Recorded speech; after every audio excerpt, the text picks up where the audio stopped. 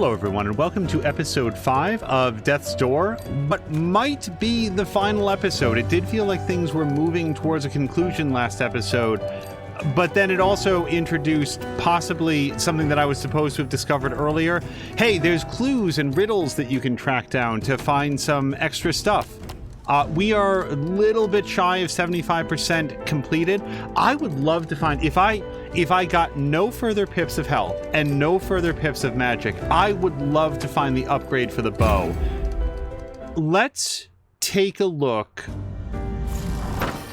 Oh, hold on. Oh, right. There was something that we were going to do first in this area. Yeah, there was like a fight that I didn't have time to finish last time. Let's see what we can do. Doesn't feel like this is the way, though.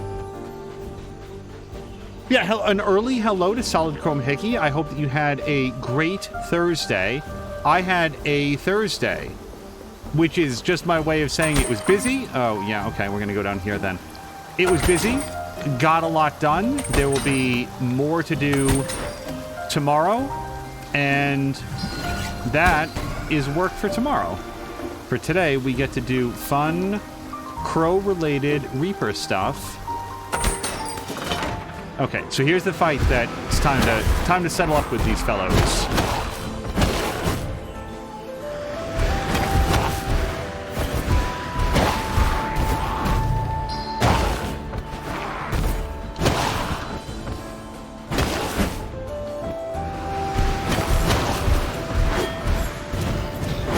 Nope.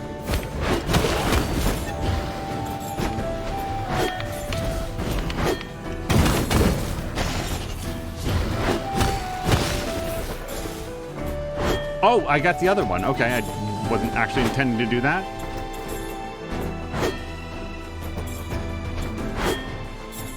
Okay, are you gonna... God damn it.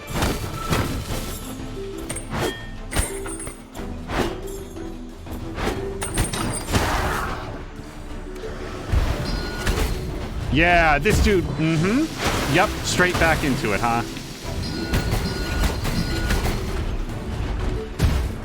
That was after a dodge, too. That was just straight into the post.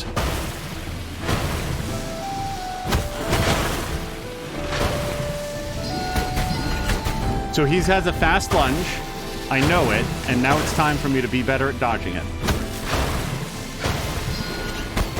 Should probably at least consider doing the flame attack.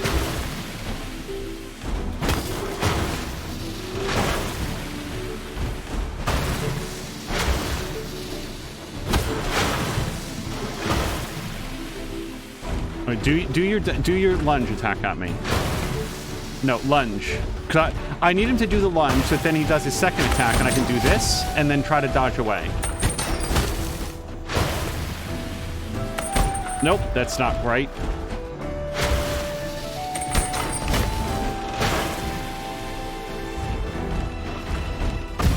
Nope.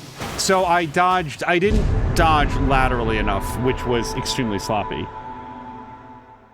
Solid Chrome Hickey says that his day was about the same. Hello to Jab and Tancrowd. I have an angel for you. Have you ever tried RimWorld? I have not tried RimWorld yet. I want to say that it was on sale recently. I'm waiting for a little bit more of a sale on RimWorld because it's in a genre, this sort of genre of like colony builder that I've never done, and I don't know what I think of it. So I haven't ever tried RimWorld. I'm not opposed to trying it. I'm sort of waiting for a little bit more of a sale on it. As I've shared, I've seen some of McMaster play, and what I've seen McMaster play of it is, like, he basically dials the difficulty up to 1,000,000%. He chooses all of the most difficult things that can be chosen, and sees how far he can get in the course of, like, a single stream. But he's clearly played a lot of it, very familiar with the mechanics. It's similar, like, people ask me if I've played 7 Days to Die. And I have a couple friends who have gone deep on it, but I myself never played it. You would think like a zombie survival crafting game would be right up my alley, and yeah, I'd agree with you, but just never never really tried one. That and State of Decay. Oh, come on, man. I lost 2 health points. Sort of trying to hit that guy, but...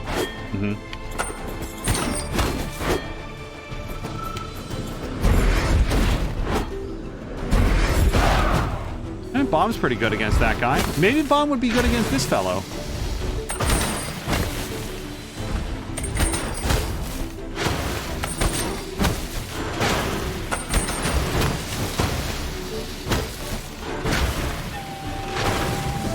I don't like my odds coming into this with, like, half health, but...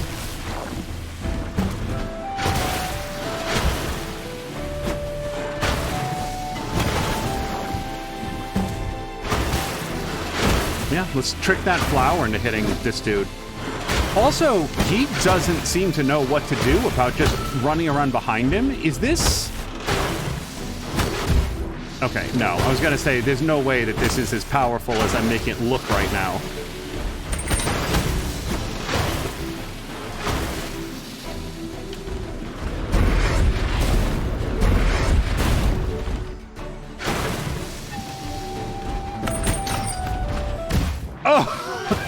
I was even dodging, too.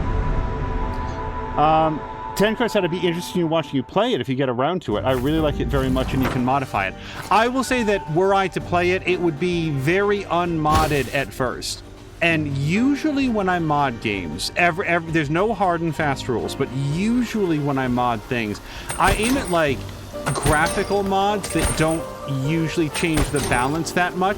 There's a few exceptions. There's a mod for Stellaris that I like very much. Sometimes I play with it and sometimes not, where it modifies all the weapon effects, but also does some rebalancing on things just so that battles take a little bit longer. They look a little bit more cinematic.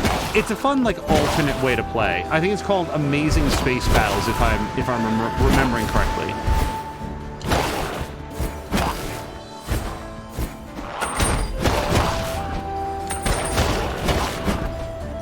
Some of the Stellaris streams that I've done have had that mod. Not all of them.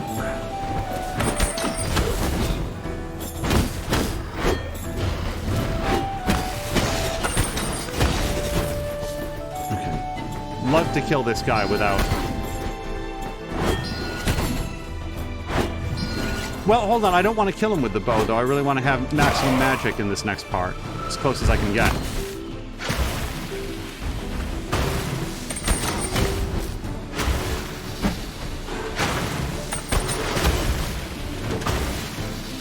So I feel like the bomb is it takes too long to spool up.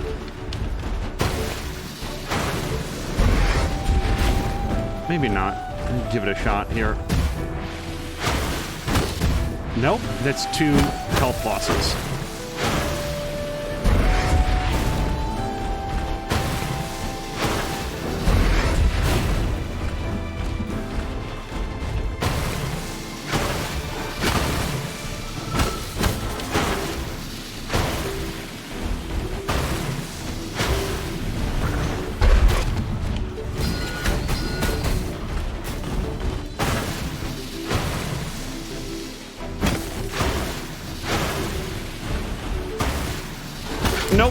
As soon as I went in for that hit, I was like, no, he's going to turn and hit me.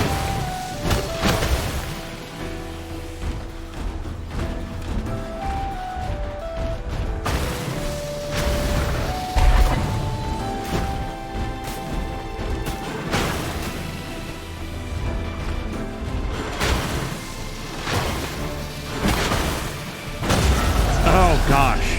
And the thing is, I bet that on a number of previous attempts, I was close on him, like within a hit or two, and he'd always beat me to it. You should get all the DLC with just an idea. Yeah, I will say this about the DLC. All of the DLC for RimWorld looks really cool. Like the, what's it called? Like the biotech stuff.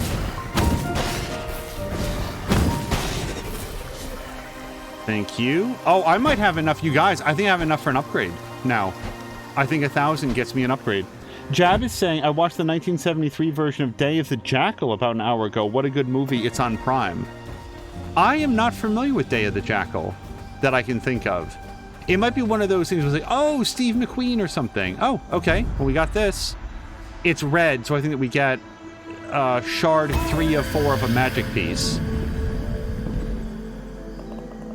The ancient shrine offers you a shard from a magic crystal. You now have 3 shards. 1 more will raise the magic capacity. Okay. More importantly to me, I got the 1,000 soul shards. So we have an upgrade to do, I think.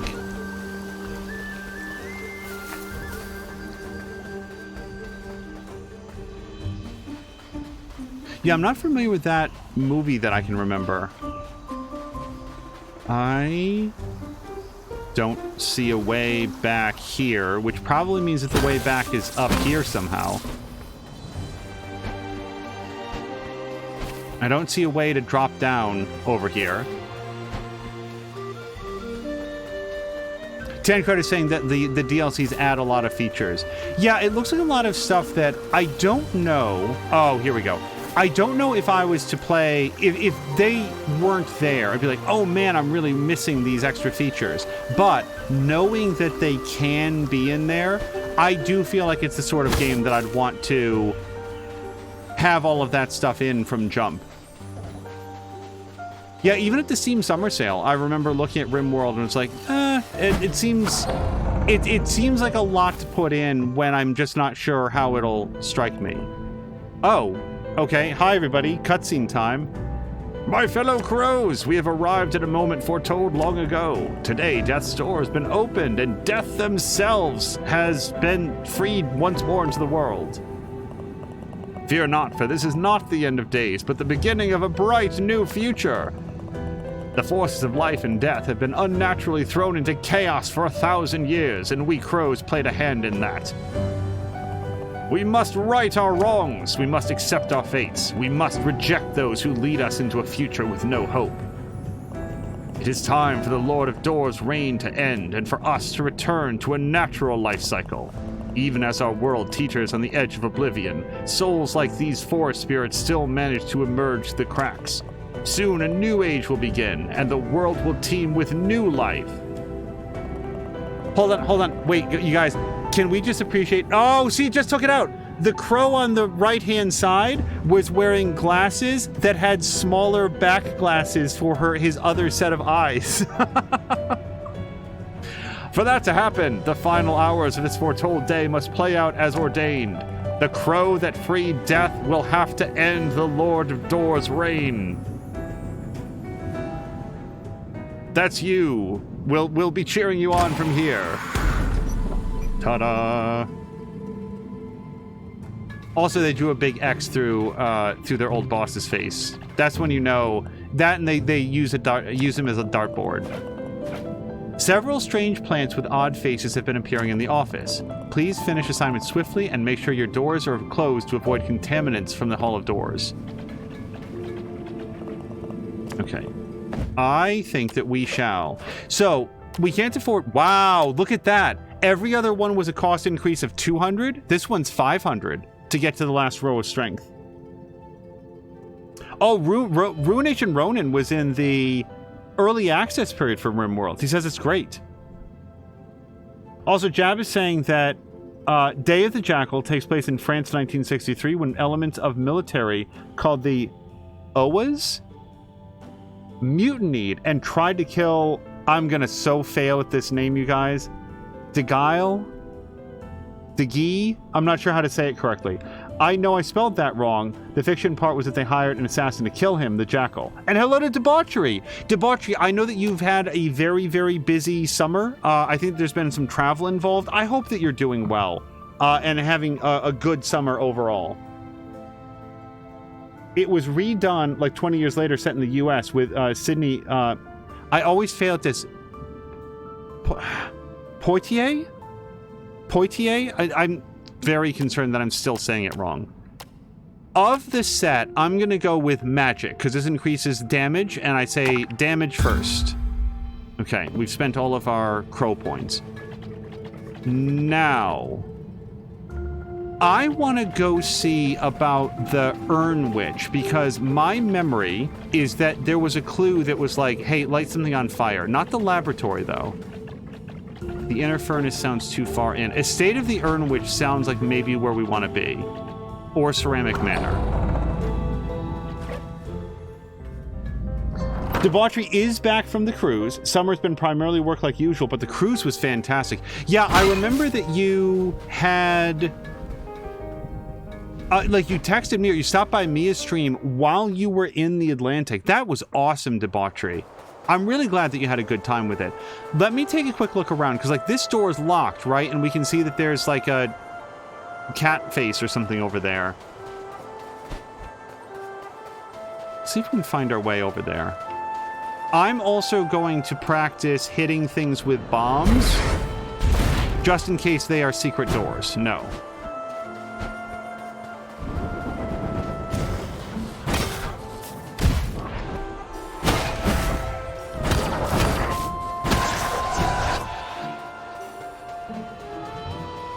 Let's circle around this a little bit.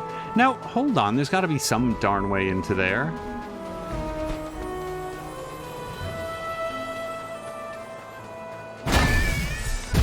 Oh, darn it. I forgot that those guys spit out green ghosts.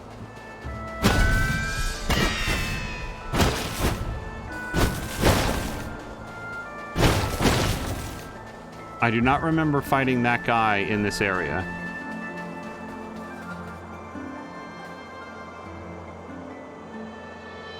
Jad was asking of Debauchery, was it a cruise liner or a sailboat?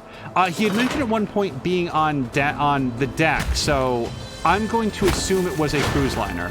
But Debauchery can hopefully clarify.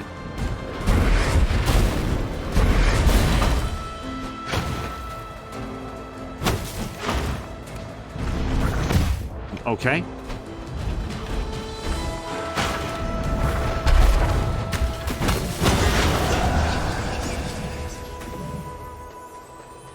I am very close to death. Well, let's read this, because we have unlocked a new pathway. The Garden of Life. Oh, well, I'll take that too. Is this going to puke on me? Oh, this was from back when I didn't have bombs yet. Okay. So we've opened up another pathway right there. This structure of, hey, you're basically at the end, but now you can go revisit areas that you've been previously to find additional stuff with your abilities. This sort of like Metroidvania, but sort of covering the whole of the adventure that you've been on so far. This reminds me of the way that Tunic was as well. Where it's like, hey, you know all those places that you've been? Now with some new information, you can go back and learn more. Let's light this on fire, because I may not have been able to do this before. I can also light that.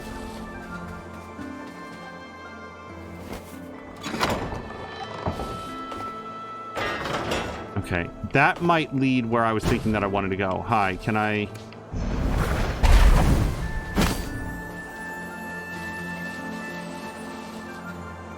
So there's a go way over there, but I can't come back, so I don't want to do it. Oh, it looks like you'll go around in a loop. I think I do want to do it then.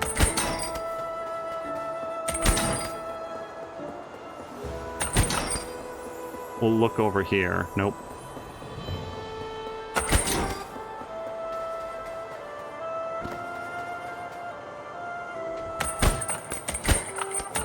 Just in case there was something secret, like an invisible anchor point.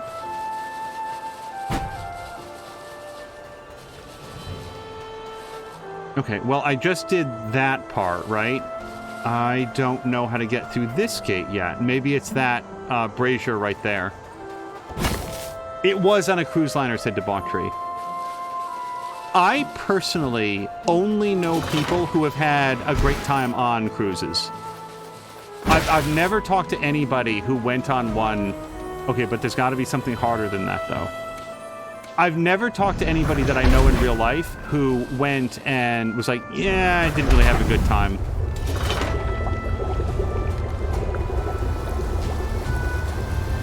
Oh, look, there's like a little secret ladder over there.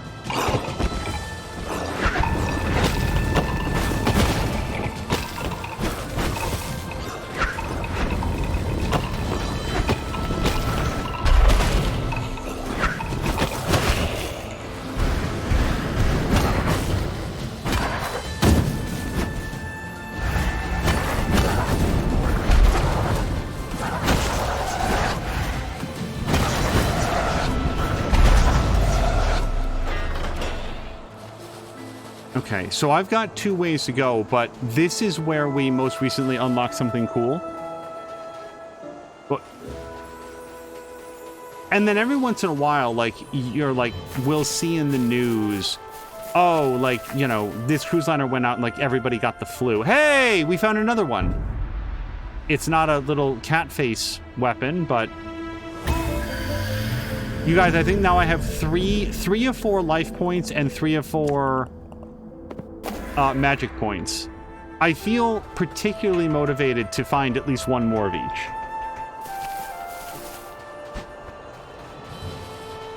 The point is, I feel like the bad cruise experiences are in the small minority.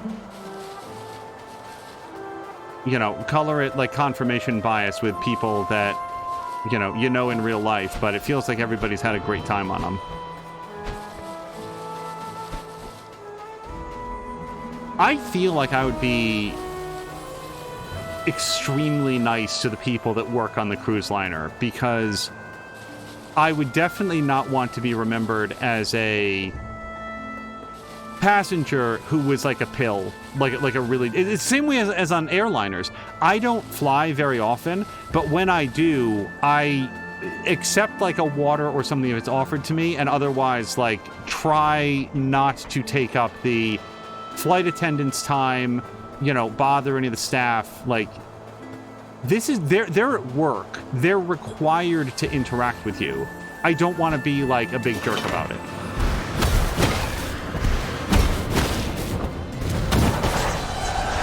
Enemies are pretty easy when they die immediately.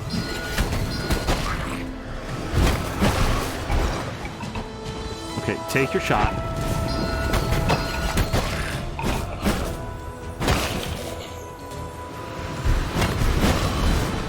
Maybe there is a big advantage to revisiting these eras. It makes you feel good about yourself. Wow, I'm really good at this game all of a sudden. Oh, I thought he was spinning his way to death. Okay. Oh, look, we found the cat eye. Rogue daggers. Okay. These blades can speedily inflict damage to an opponent, death by 1,000 cuts. You can equip it from the weapons menu. Okay. Let's go check that out. Oh, I like these. So it looks like you get 5 swipes. Oh, I didn't even look at them. So the damage is 0.8. So the sword is 1. This is 1.2, but you only get 2 swings on it instead of 3. And then this one is 0.8, but you get 6 swings very quickly. Yeah. Oh my goodness. Oof5s, thank you so much. Oof5s, I appreciate that. Oof5 says that they enjoy the streams very much. I really appreciate that. Jab is saying that he heard that it pays to do some research first from what I've heard. It's not that it's bad, but some are oriented towards different interests. Like the different cruise lines.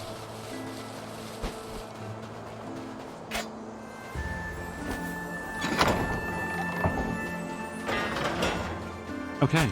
Well, we've got to try this. Okay, so here's the trouble. Hold on. I have the clues that we photographed last time. Hold on. Okay. So, let me just look at the photograph, because I don't feel like we found the key, though. Here's what we had. To the west of the cemetery, behind a rock, you'll find a passage. The west of the cemetery. I can't find anything in the cemetery. There's a hidden path next to an elevator in the center of the cemetery just after you cross the Great Bridge. We spent some time looking for that last time. A secret lies submerged beneath the moat. Oh, we found that one. The secret beneath the moat in the estate of the Erdwitch. That's what we just did. Okay, so we've done that one. So we could go back and talk to the spooky man, the squid bartender. Oh, that's a shame. Jab is saying that he almost took a cruise to Alaska. His roommate fell through. I know someone who did a stream to Alaska, Jab. He had an awesome time. I hope that you get another chance to go. Here's what we're going to do. I want to go back to the Squid Man, and I want to see what his clues are now, because I want to see if there are 3... Oh, shoot. I don't remember which one it is.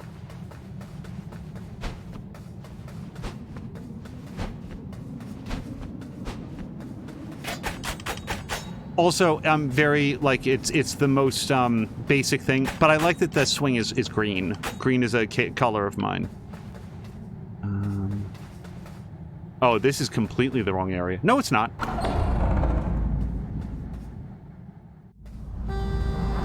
Okay. So, I'm going to skip past some dialogue where he offers me a snack. I would like to have a meal, Jefferson. Thank you. I gotta say, it does look a little bit like Jefferson is serving up some calamari, which is a weird choice for him. A little something. Okay, I think this is the first one that I have. To the west of the cemetery, behind a rock, which is, I mean, it couldn't be more vague. So we do have that one. Some kind of powerful force or explosion to break open. A hidden path just after the Great Bridge. We've got that one. Behind a powerful witch's house lies a secret accessible from the west side.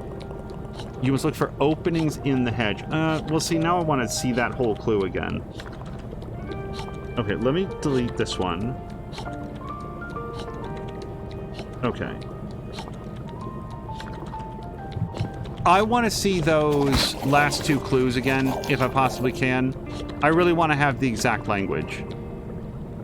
Sorry, why? I'm hungry again. Yes.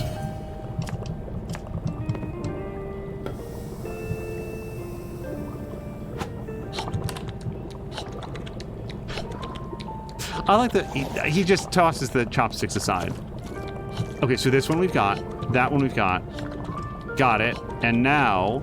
Here we go. I'm just going to take a picture of this. Behind the witch's house lies a secret accessible from the west side, and you must look for openings in the hedge. It's that last part that it makes it sound like maybe there's either subtle openings or even invisible openings in the hedge, and you have to be on the west side of the house. The trouble is, I have no memory of the ceramic witch having a house. So...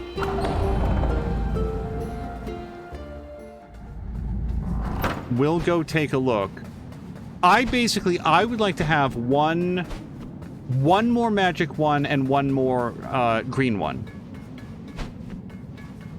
Which means that whatever we find next is going to be a bonus. So there's the cemetery. I can't find anything in the cemetery. The laboratory is not her house. Inner furnace is her basement. The estate, you know, that sounds like the closest thing to a house. Okay, so this is the estate, and see, this is why I took a picture of it. I'm already forgetting. Come on.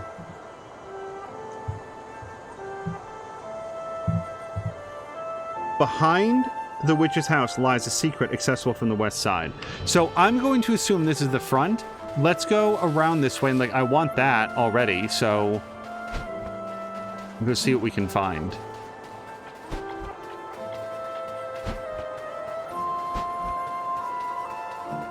Oh, well, I want that too. This could be openings in the hedge. Because look, you can see... yeah, hold on. This could be extremely simple. Right there. Okay. So that's not the big hot secret, but there was an opening in the hedge. I don't think Jefferson is giving us clues to seeds. I think that he's pointing us towards shrines in every case, but if we find other stuff on our search for shrines, I'll take those. Yeah, look, here's another opening in the hedge.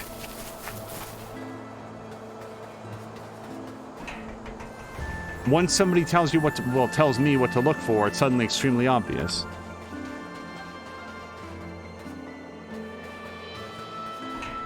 But yeah, truly, I can't think of a nicer compliment than people stopping by and saying that they have a good time in the streams, or, you know, better yet, like something that we've played here, that I've played, has inspired them to try the... Oops. I was supposed to go across. I meant to go across. Has inspired them to play the game or stream themselves. Like, it's so awesome. It's the idea that people look at this and they're like, oh, that looks like fun. I like the look of that game. I want to play it for myself.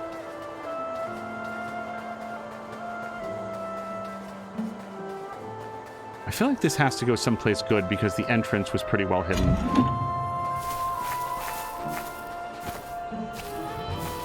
Alright. I mean, I'll be happy to go up here.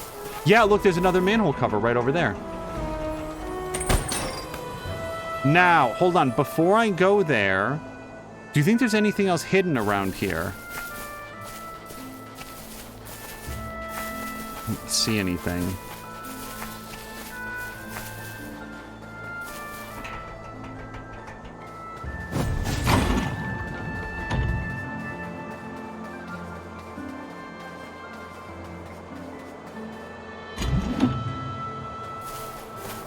Okay.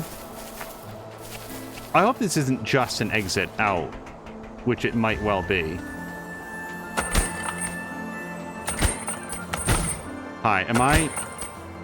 Okay, I don't want to fall. There we go. Yeah, I'm still going to look around down here.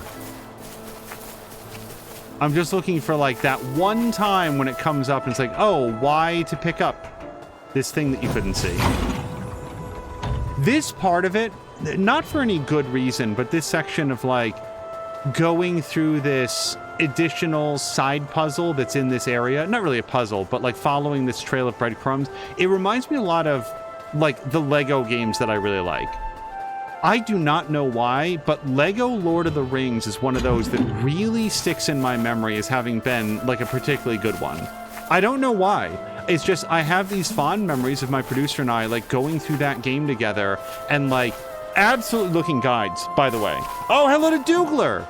Dougler, I saw that Coffee Talk was on sale. Coffee Talk Chapter 2 was not on sale, but I immediately thought of you.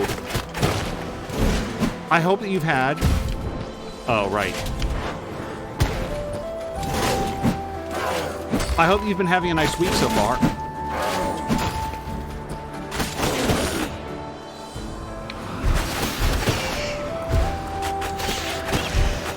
Okay, but stay away from me.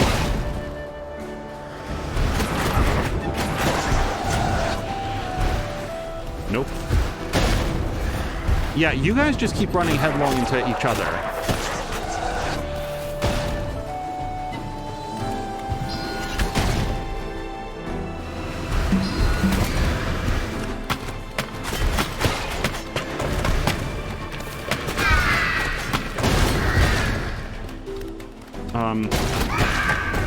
Yeah, you all just keep blowing up on one another.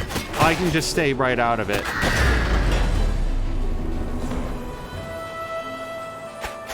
I do like the knives. Dougler saying, yes, get it and play it. I'm a bundle of nerves and excitement. Dougler, I remember it was just yesterday you were talking to Mia. Aren't you doing a GM... my memory's that I wasn't familiar with the system, but aren't you doing a GM for like a TTRPG session? Am I remembering that correctly?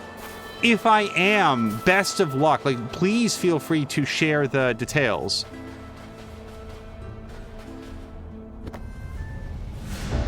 I found a sludge-filled urn. Despite being almost black, the liquid somehow emanates a strange glow. Weird.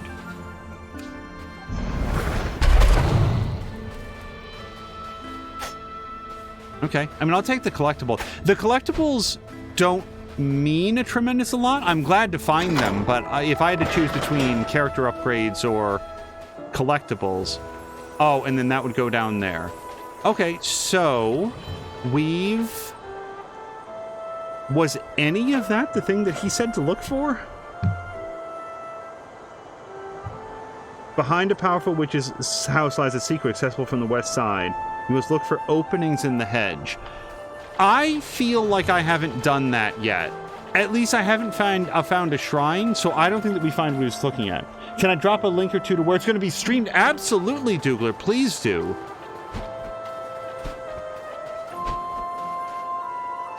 In about 2 hours, a game of Brindlewood Bay. Oh, and Party Wipe Games. Okay.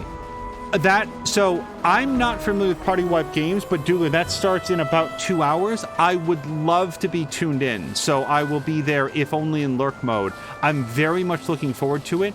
I would say, as a GM, the best way, I'm no experienced GM.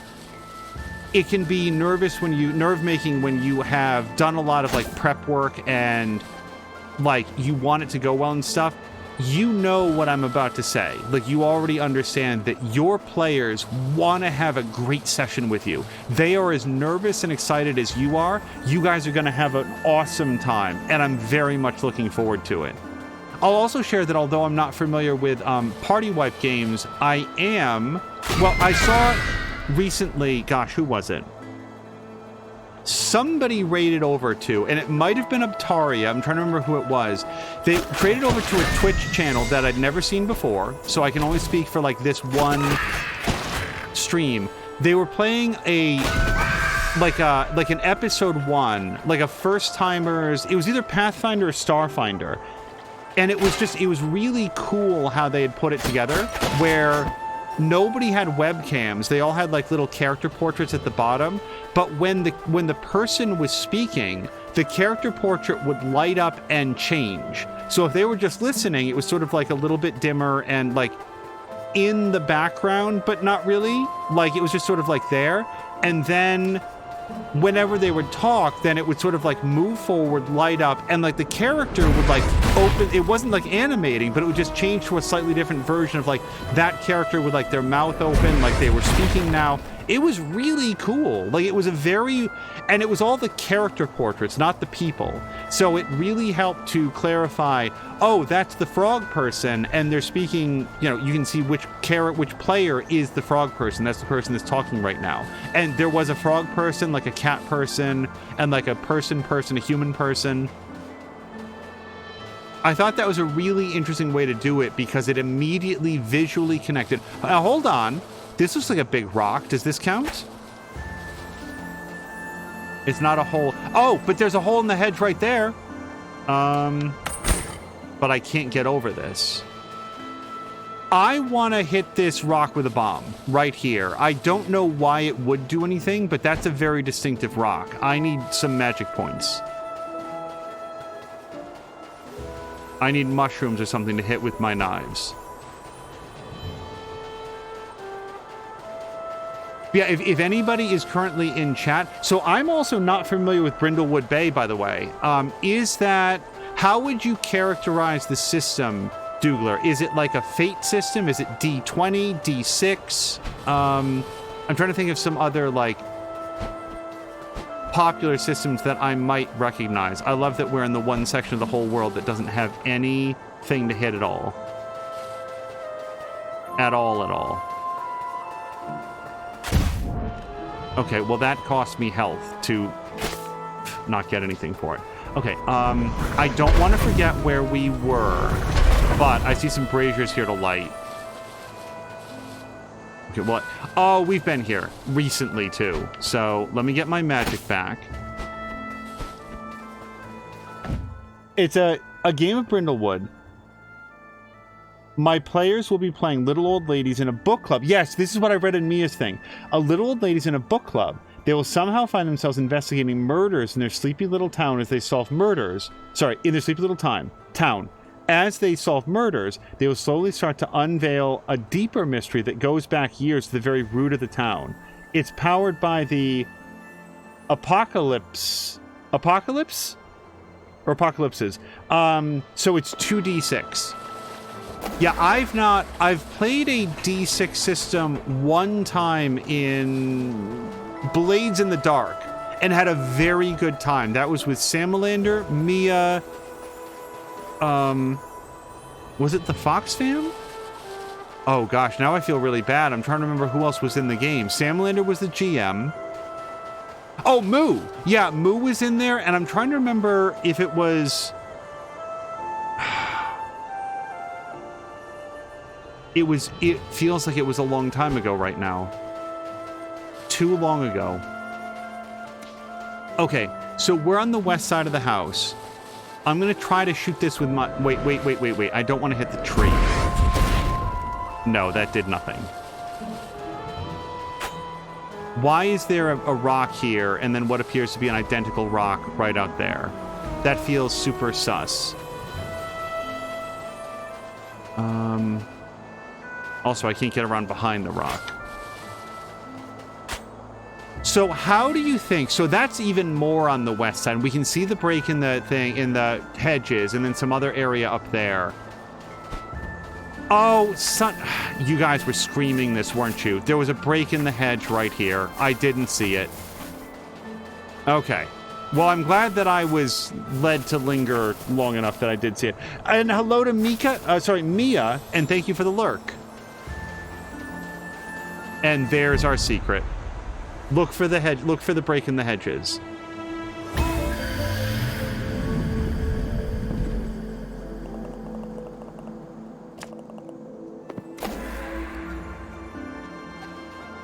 Dougler, I will be extremely interested to know more about how it goes. I feel like I have a lot of admiration for DMs that are able to spin standalone or like early adventures into a running campaign, because so much of it relies on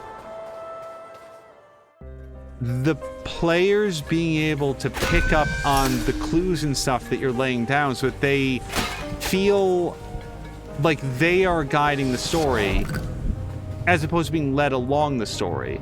And I watch people do it very successfully, and even so I'm like, how did they do it so well, where they sort of led the players on this journey, and there's this like reciprocation between the GM or DM and the players, so that it's a collaborative storytelling process. It's super cool when it works. I was actually just saying to Mia recently that it would be fantastic to see Mia get into a long-running campaign, something that she could really sink her teeth into and build this memory of like being in the stories and playing with the DM and with the other players, and to be able to carry those memories for years.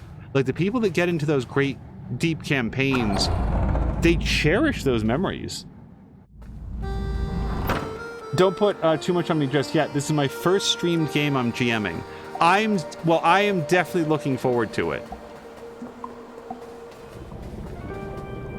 Also, Dougler, just please, can you double check with Party Wipe Games that it's going to archive and then you guys can save the VOD? Seriously? So many people, I just haven't seen the channel, so many people either don't know you can do that, or they don't think to like save it and highlight it for later, upload it to YouTube, whatever. Like, Dougler, people are going to want to see it. I won't be able to see the whole amount live, and I want to be able to look back on it. We do have it archived, and we put it on YouTube too. I'm very, very glad for it. So we should have a different clue now. I'm going to delete the one that we photographed. Hold on. Delete. Delete. Okay. Little something. Got it. Powerful force. Hidden path next to the Great Bridge. A lot going on in the witch's basement, even before you reach the inner surface, inner furnace rather. I'm going to take a photograph of this, and then let's see if there's anything else. A stray bull carriage may grant you access to its secrets. That seems pretty specific.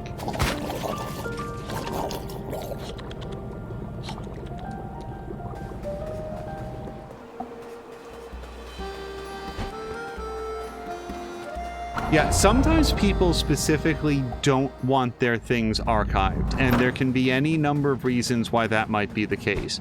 But speaking as somebody who, like, we're like, even later today, we've got something else going on this evening that will actually kind of give me a little bit of a hard stop. We'll see how it goes. But so if it's before you get to the inner furnace, I want to go here and then walk out, whichever the hell way out is, which I think is this way. And now let's look for a bull carriage. Could be further out. I just want to look.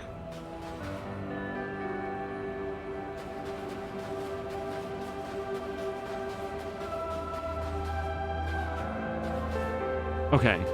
So this is before we got to there.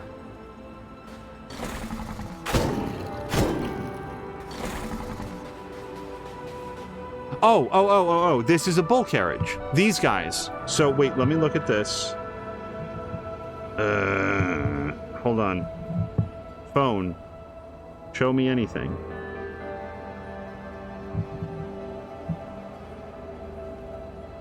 What does it mean if your phone shows you... Uh-oh. You guys, my phone is extremely unhappy right now. It's just black. It's black and showing the time. Is the time accurate? Pretty close. Okay, so... Well, it'll let me restart it. But it won't let me do anything else. Okay, so let's try restarting it. Oh, it won't let me restart it. Except for when it does. Okay, let's see what, if anything, that does. So it was talking about an errant bull carriage. Now, that one's over there. Well, if I shoot this with an arrow...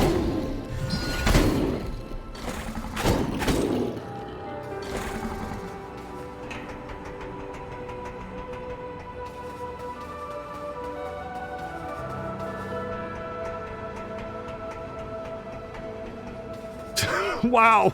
Okay. That was a good clue. And without the benefit of me checking my phone. Hold on, I want to make sure. It was all like turned off, you guys. Okay. So, I'm going to say that that's about what I was hoping to accomplish from this. Yeah, now we've got 5 magic and 5 things. So, right now, hold on, because it shows it here somewhere. Yeah, so see the crystal shards down there? I would now have to find 4 of each in order to get anything for the effort. I like mysteries, and I like, finding stuff and being a collectible guy. The only thing, you know what the only thing is? I know where that branch is. That's in the, I want that. I don't know that I care about the shrines as much, but I really want that weapon. Because look how cool the blades are. Look at that.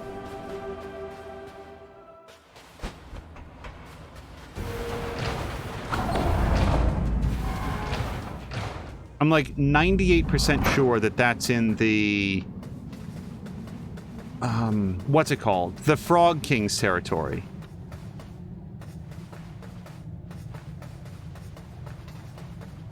Oh, where... No, I don't want to go there yet. Where I was starting to go with that is... If somebody says, well, I just don't want to have stuff archived, absolutely fair enough. People should always feel free to stream in the way that they are the most comfortable with. However... If somebody were to say, oh, well, I don't archive things because, like, quote, Twitch won't let me. Yes, they will. Like, you can super archive things. And I really want people to know that. We've probably seen all of this stuff. This is taking us out to, like, where the old journals and stuff are. And, like, not long ago, Harmonious Crow that, like, mods for channels. Like, she knows Twitch a whole bunch. She legitimately thought that she wasn't allowed to archive things because she wasn't an affiliate or whatever. And it's like, no, you super can. It's a button. So that goes up to... Where's the Frog King ones, though?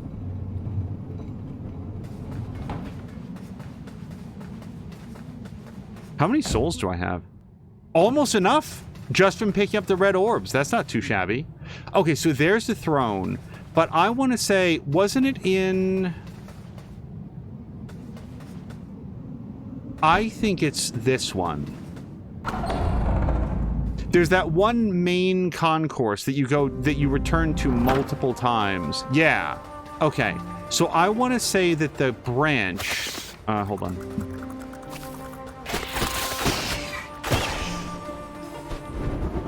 Yeah. Hold on. It's right there. See it? It looks like a branch, right? I don't know how to get to that door. We can see that it leads up here from the southeast. I don't know how to get to that. It seems like you'd think, oh, it would be right here. Maybe there's like a hidden passage here or something. No. Well, I'm glad that I got the update that doesn't damage me. Well, hold on, there's a hidden thing right there. Not hidden, there's a bomb wall right here, and I don't remember if I've ever opened it. Seems like it's right where we'd want it to be. Well, what the hell, man? How did I overlook this for so long? A key. Okay, so we need a green key. Usually this game has not been too secretive about where its keys are. Oops.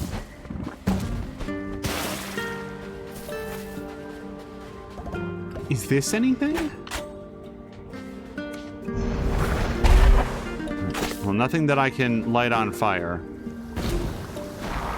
And if you can't light it on fire, what good is it?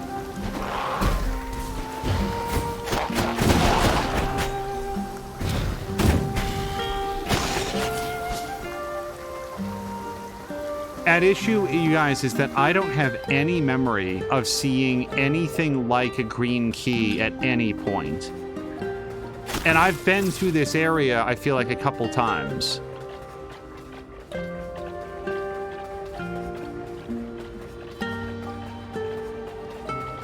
I can't believe it was just a bomb door. I went looking for that recently, too, when I had the bombs. I looked right past it. Green key. Well, this is just completely out of it. So I have to assume that the green key is going to be in the dungeon. I don't think that it's going to be in some completely unrelated point. Now, this thing right here, do you think I'm supposed to light that on fire, maybe? That big torch? Do you think I can light it on fire? Kind of doesn't feel that way. Douglar's gonna lurk while double checking the music. Douglar, best of luck tonight. I think you're gonna have a fantastic time. I will absolutely be looking forward to checking it out. Yeah, I'm gonna say that we can't do anything with that. It's awfully conspicuous, but I just don't know what to do with it.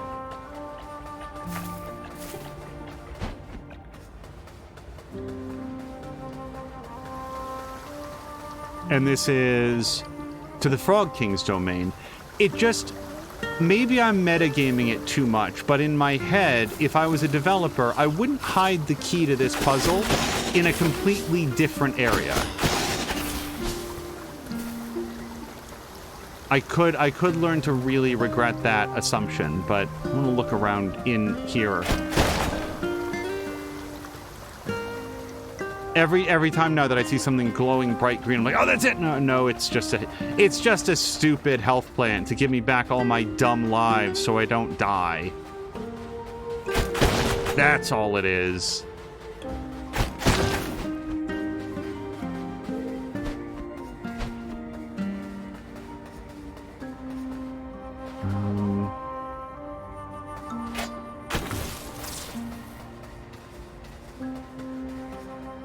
I'm just saying, like, look at this one. That one's lit up. That has a red flame. This one over here has a green flame. That one next to the thing had no flame. It wasn't lit up at all. What does that mean? There are red keys. There are green keys. I don't remember finding any green keys.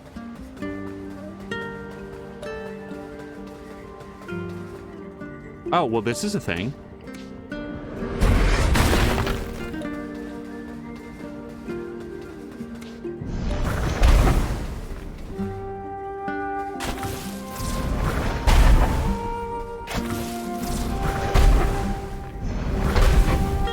Oh, come on.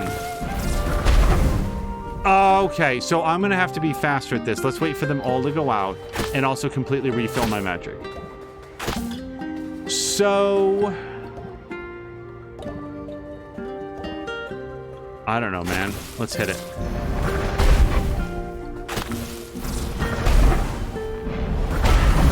There we go. Well, magic time.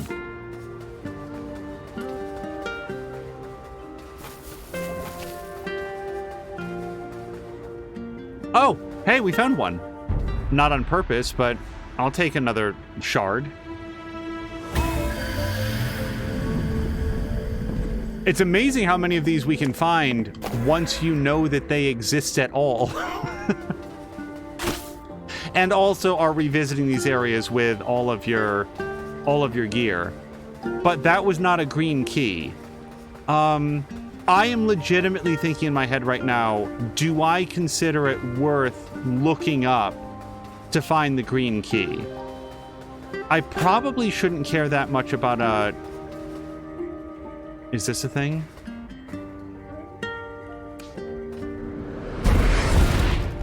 About a weapon. Like, it might not even be any good, but I feel like I'm close to it.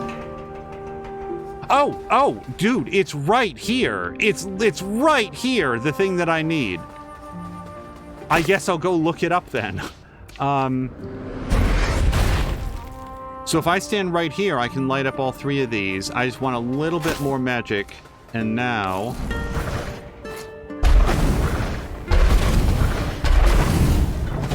Boom.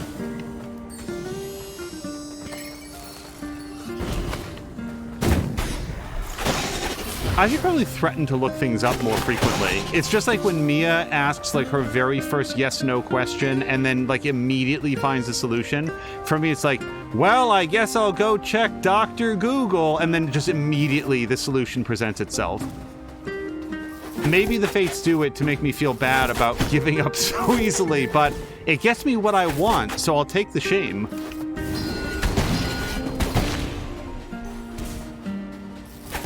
Okay, but... There you go.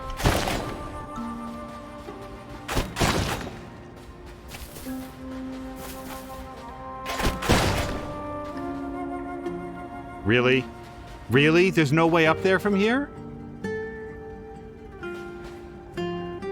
Oh, you guys, that's where we found the hammer. I remember that's where we found the hammer. Because otherwise it's going to be like, what is that space up there supposed to be for? Okay, no, now what we need to do is find our way back to where the branch is. Now I know the way, I just have to find my way back.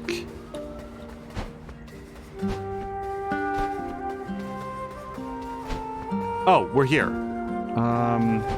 That was way faster than I was expecting.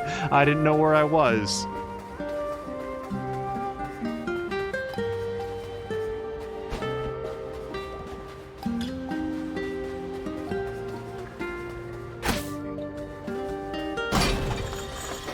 In the event, so we're gonna have to check this out now. You found a corrupted antler.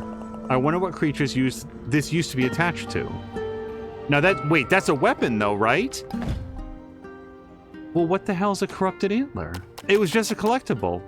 Okay, I mean, I'm not gonna complain about it. I really thought it was a weapon. A large antler riddled with deformations. It must have belonged to a formidable beast. It appears to have broken off some creature's head. Oh, you guys, I know what the last weapon is. We saw it. We saw it in the last episode. It was like a big purple sword. It appears to have broken off some creature's head in a struggle before its owner plunged into the pits below. It looks oddly familiar.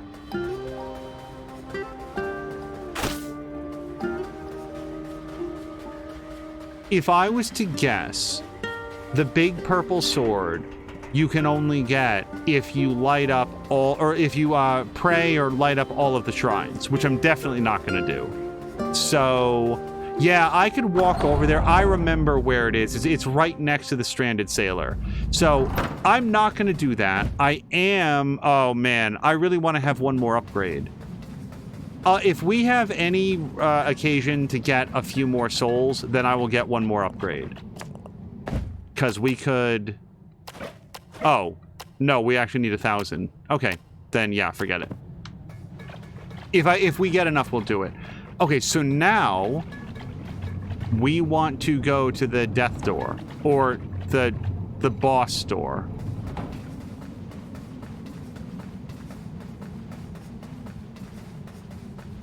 Alright. This is it. There'll probably be a dungeon that takes like 3 hours.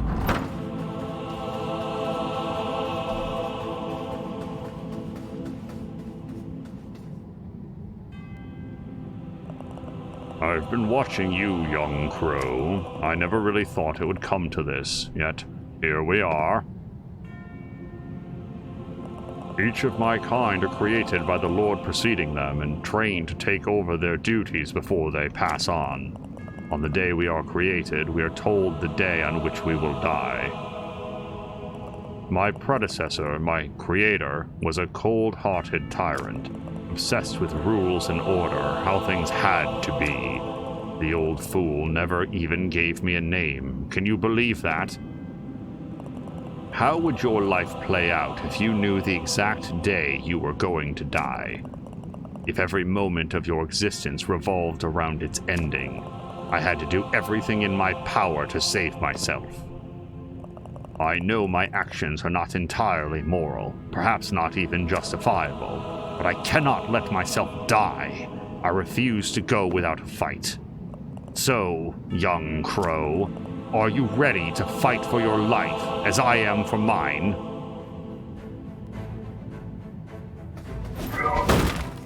Okay, this is probably gonna... I'm just letting you guys know, this might be a hike. Especially if I just make dumb mistakes like that.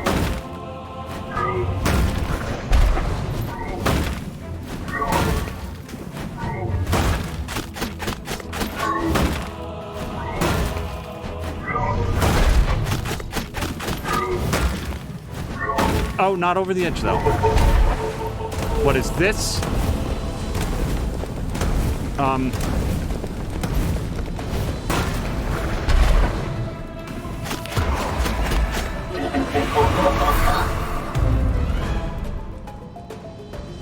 Well, I don't want to go in there.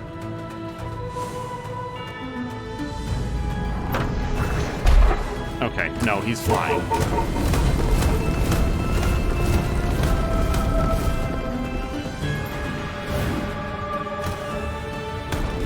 Oh, boy. Okay, so he's gonna summon more things, like at the crossroads, right?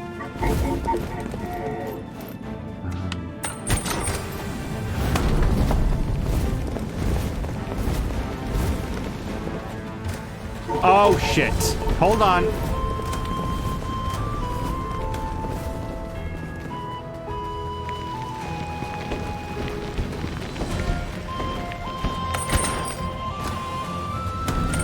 Oh, hold on, I can't do that multiple times.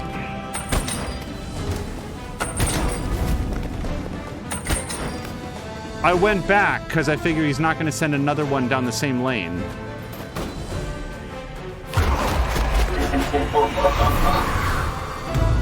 Boy, if he closed the door behind him, I'd really be fucked. Jab doesn't believe he could pass on a big purple sword. I would love to have access to it. I'm just not looking to add another 10 hours.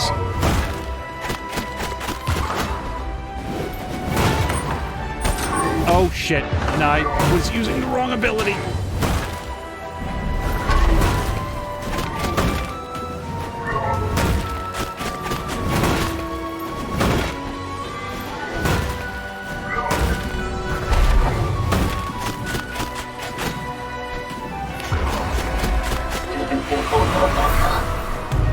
Oh, man. You guys, I don't think that this checkpoints at all, and I'm already 2 health points down. There's no, like, other thing that I can get, like, recharged on health that we can see.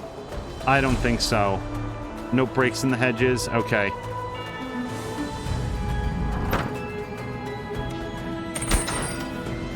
Okay, he's gonna summon more Doorbulls. The Doorbulls are adorable. Wait, well, no! Hold on. I see the thing over there now, but at the moment...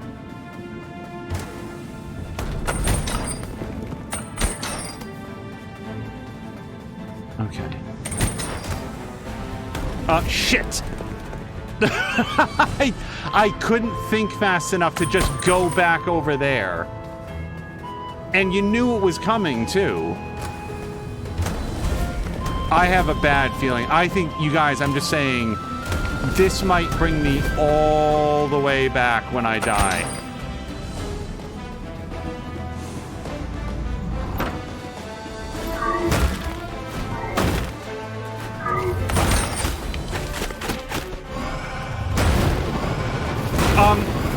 No?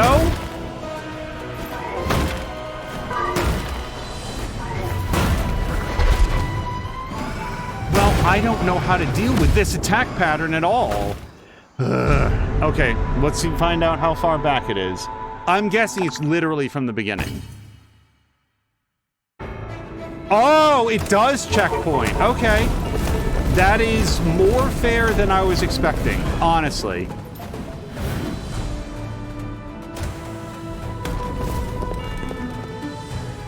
Okay, we know this trick. Yeah, come on.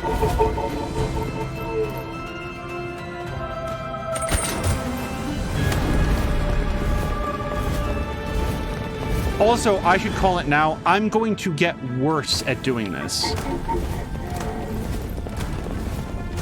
Like, you're gonna see me, as I redo these, I'm gonna make mistakes that I didn't make on the first run, because that's just how I am. I get inside my own head about it.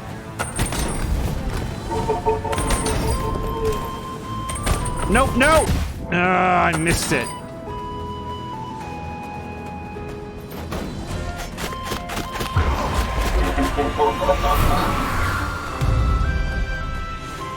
I bet the big purple sword is like the best weapon. I bet it's like getting like the super armor in an Assassin's Creed game. Like it's an end game thing where once you have it, you're like basically untouchable.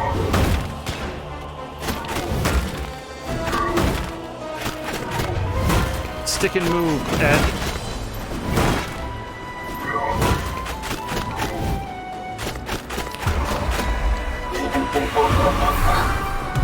I'm gonna keep the hook shot equipped for now. It seems like a good when in doubt hook shot.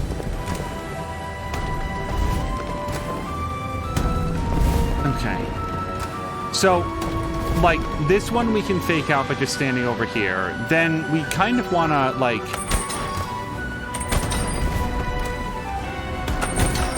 Okay, but I now want to go back.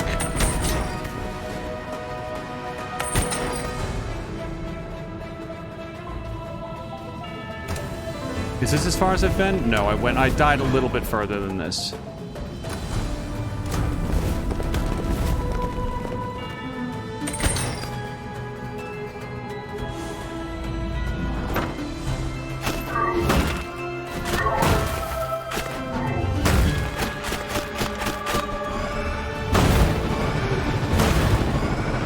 No, see, I don't know why I didn't take damage from that.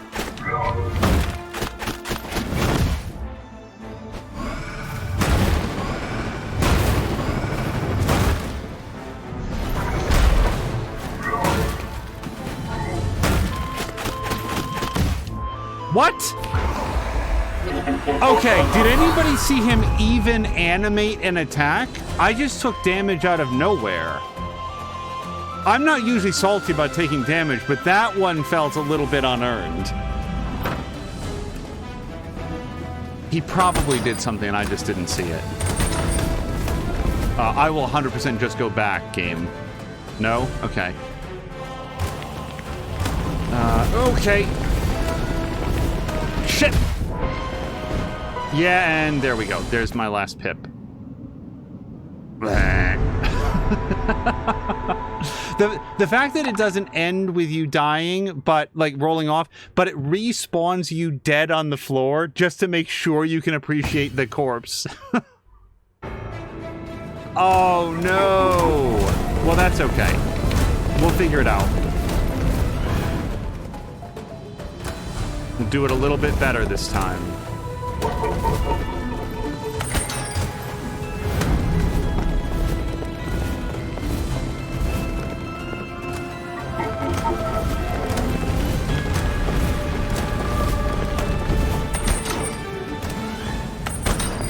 Also, can I not lose a health point here? Like, I'd like to do this part properly so I don't get hit.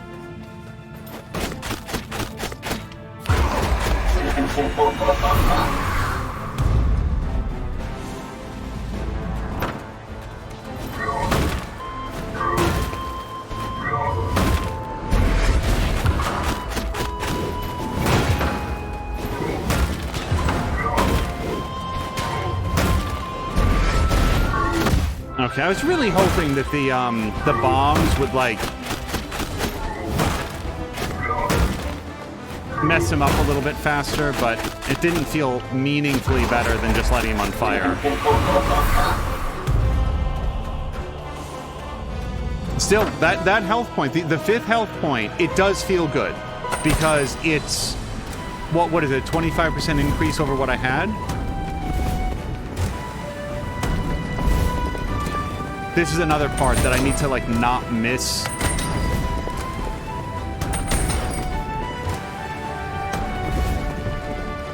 Okay, so there's a couple guys that come down here. I might just bait them out. No, don't get stuck on the bus, though.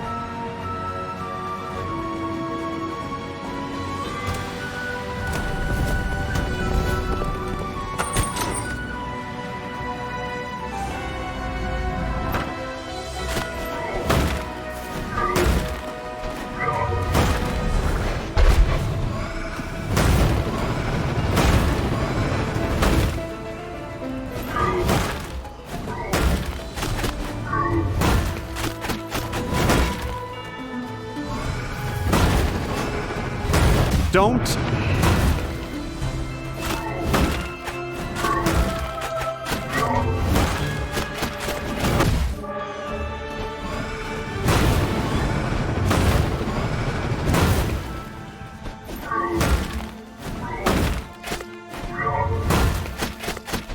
Okay, just don't get greedy with it, I think, is the key a lot, because he might do that relatively quick backhand. Okay. So we know that at checkpoints, if I can get to, like, a certain point, we will get a checkpoint. Nope. Nope.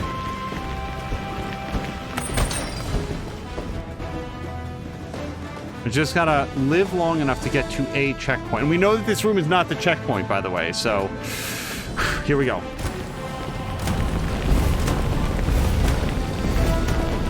Don't go too far.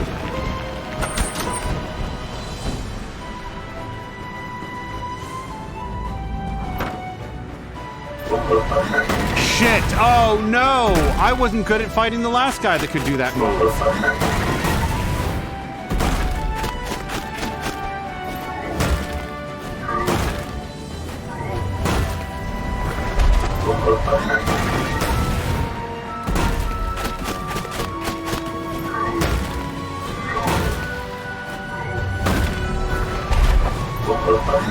Shit, I fell for the same thing. I rolled way too early.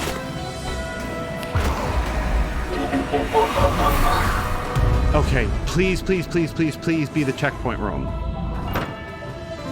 Checkpoint. I'm hoping, I'm not saying. Well, this is cool. Ugh!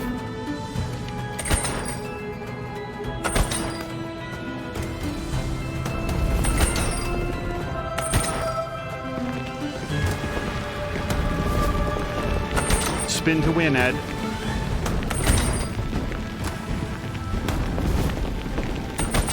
Okay, one of these has to be a checkpoint door. Like, we'll get there eventually, right? Oh no, he's seen all of the anti-him propaganda.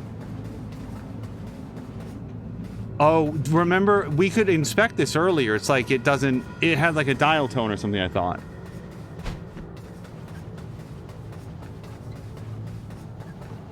I got my lives back. I didn't even notice that.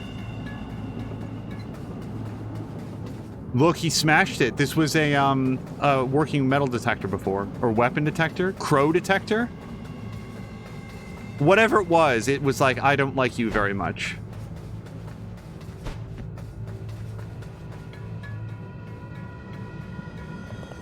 Why are we here, Crow? Why do I exist? To follow in the footsteps of the lords before me? To repeat the same things over and over? To what end? What is the point? If we all have to die eventually?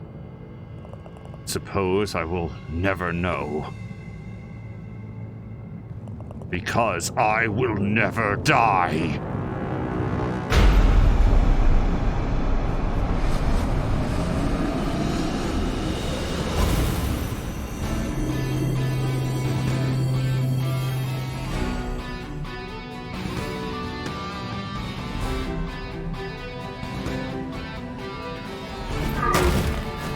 I really like the metal guitar version of the main theme.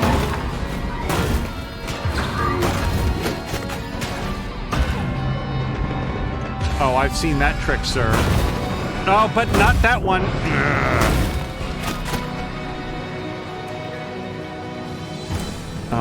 Well, sure. No! I dodged straight into him.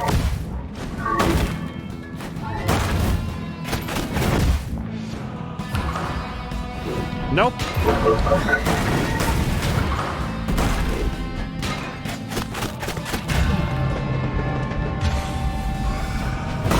This to me is his hardest attack to like process because shit.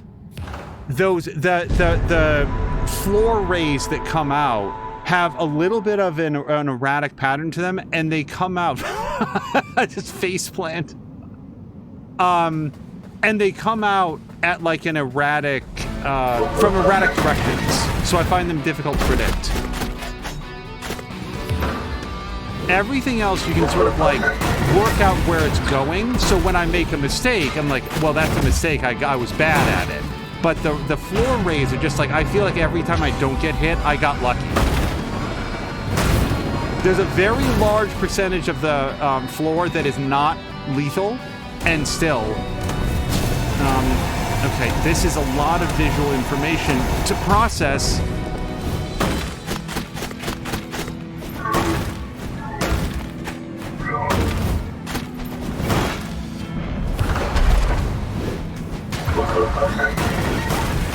I feel like he was not in fire at all. I think he's still taking fire damage, though. It's not, like, graphically present.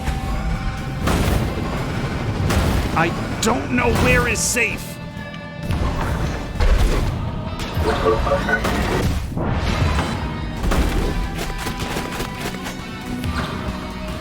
Also, the other thing I really like about the knives is that because they hit so fast, they recharge your magic really quickly.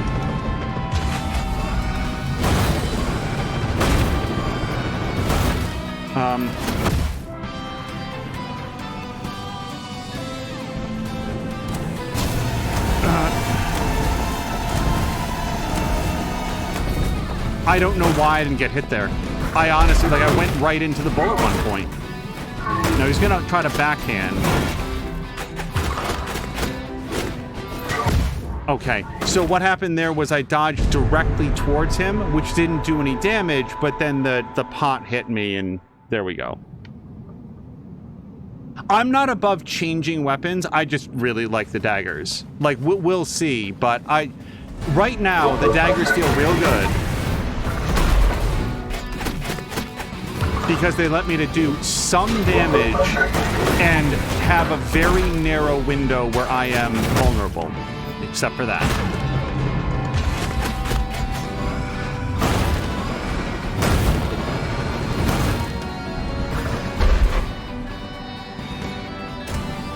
I acknowledge that the sword would do more damage.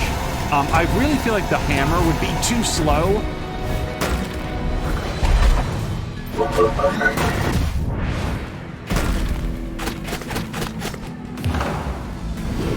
Nope.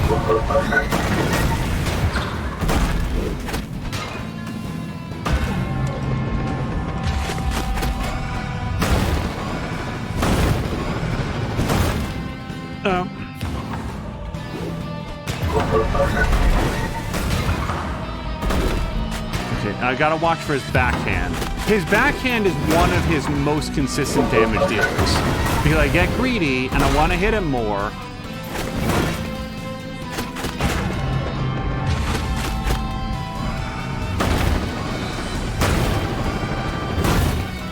Don't. Yep, backhand.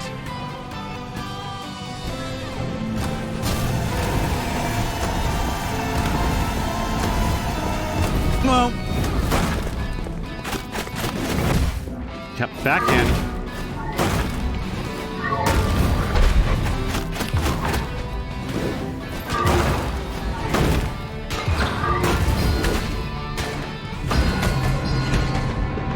I gotta not be standing here.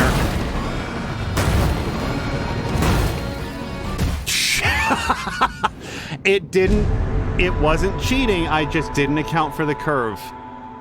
I thought I was safe. Yeah, I might try the bow because the bow fires faster. The fire attack does damage over time, which I like, but the bow charges and at least gets some damage on the table pretty quick.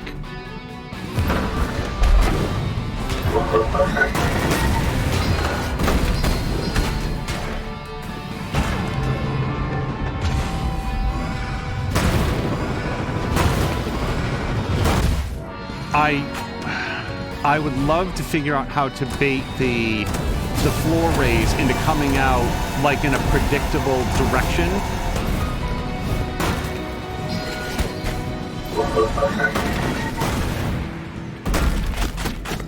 And just like that, all my energy is back up.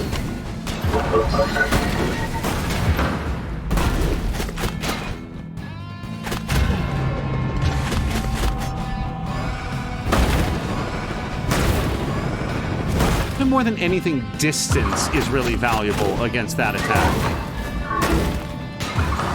Okay, backhand.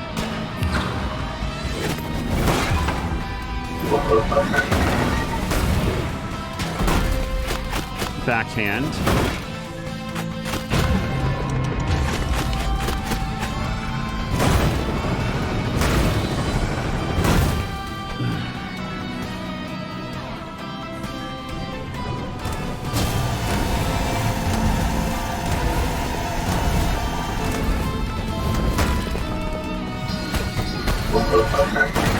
Oh, I was way too slow on that.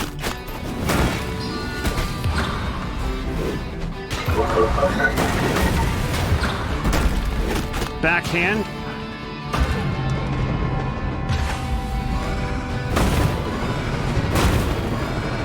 Okay, that was... I had so many options on where to go. That was just ridiculous.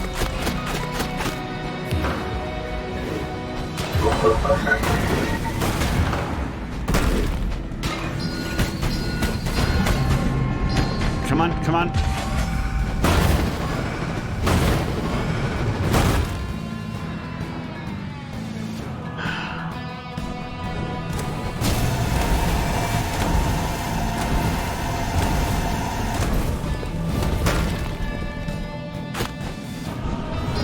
I don't know what this is. Oh, I'm out of magic.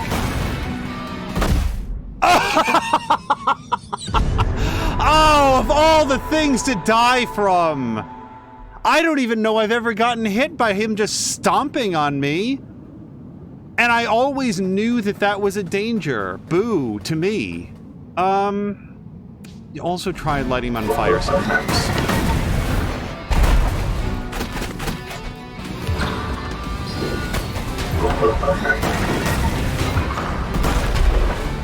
Just straight up miss, it's fine.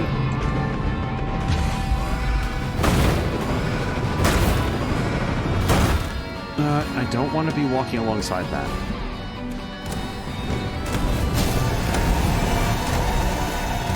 Oh, I hate everything about where this is placed.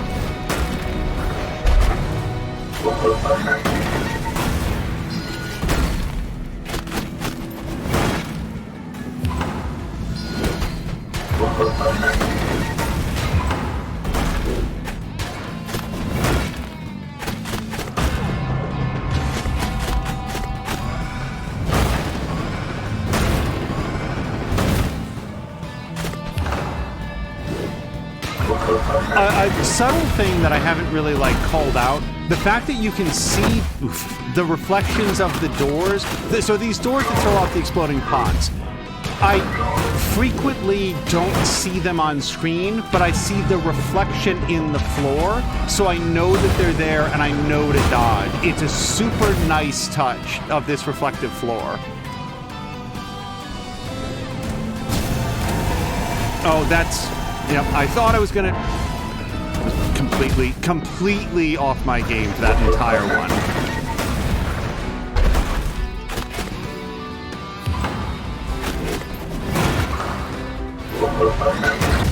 Nope.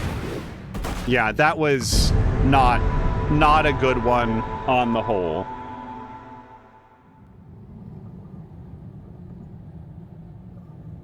Come on, Ed, you can do it. Shake it off.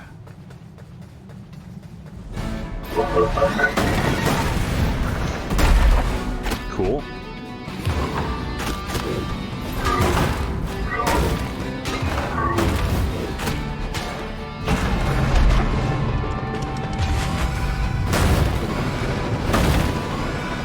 Okay, that...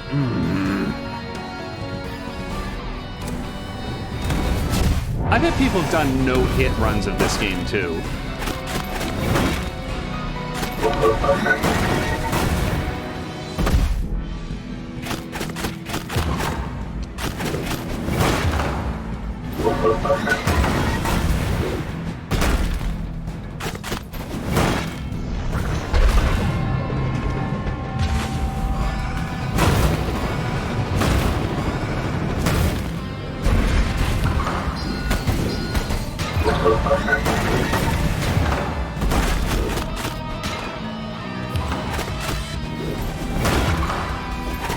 Oh, boo.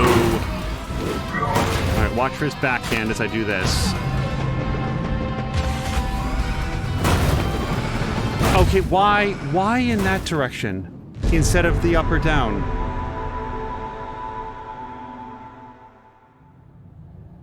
Okay, is there a press buttons to get Crow up faster?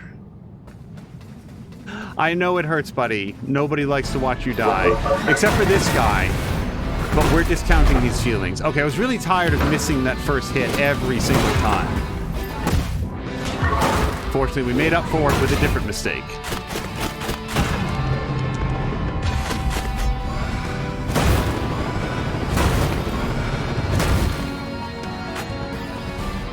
I'm gonna try swapping to the sword. I think the sword still hits pretty quickly. A little more powerfully.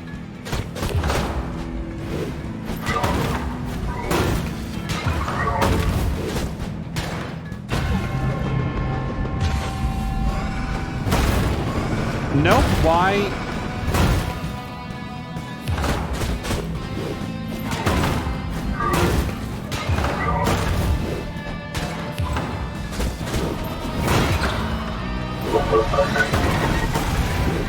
Nope.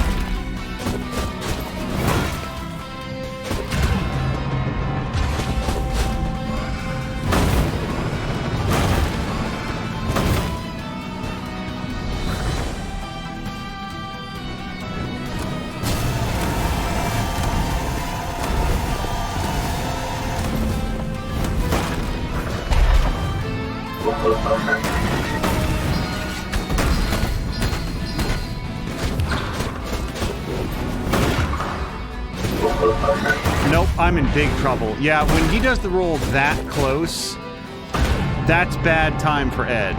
Go! I kept stopping the thing before it was done.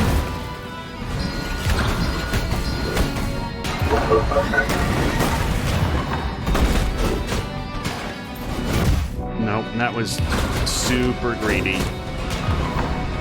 Look how red and cracked he is. Like, I think that I'm close. I don't think I'm close enough to do it this time.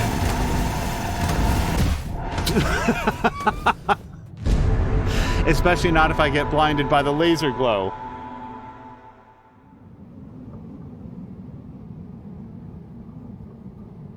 I feel like there should be an award for finishing the game with 9 unplanted seeds like an idiot. I really thought I was going to need them later.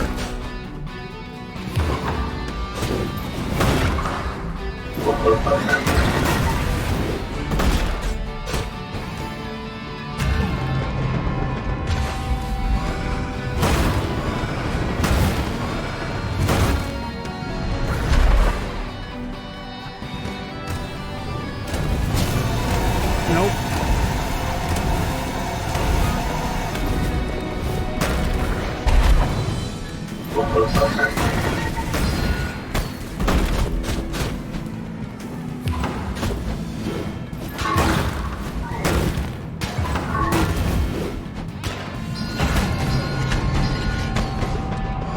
Dodge. Okay, that was too many arrows. I got really confident that I could get off the 3rd arrow strike. Was not worth it. Nor was that.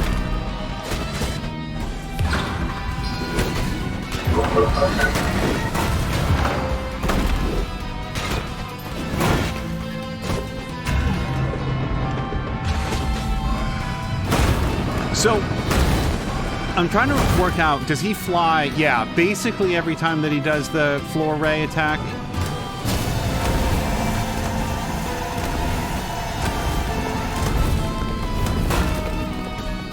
Dodge. Oh, not enough.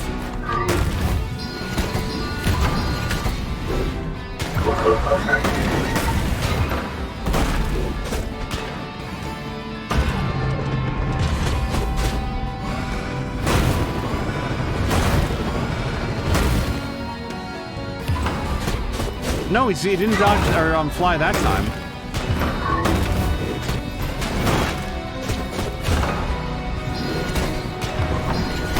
What's this?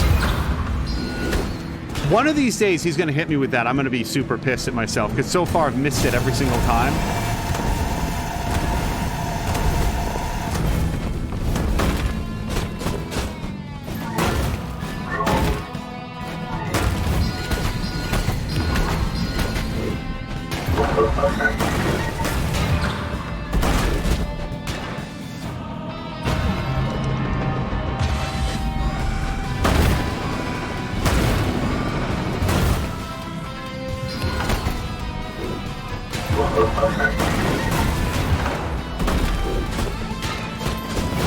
Shit.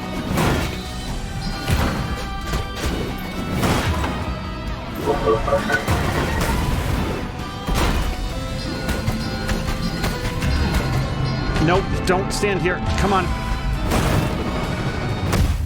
I thought I had a little more space. I'm getting a little closer, I think, every time. We're watching him get brighter and redder and crackier. Boy, I'm between the sword and the knives. I'm gonna switch back to the knives because it's a maybe big-time placebo effect, but I just feel like hitting him 5 times with the knives is better than twice with the sword.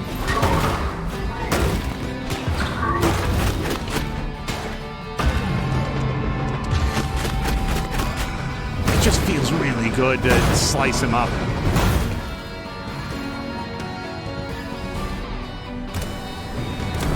Oh boy, I'm in really big trouble here. Nope. Yeah. There's a certain radius that if I'm standing within when he does the roll attack, he's almost guaranteed to hit me.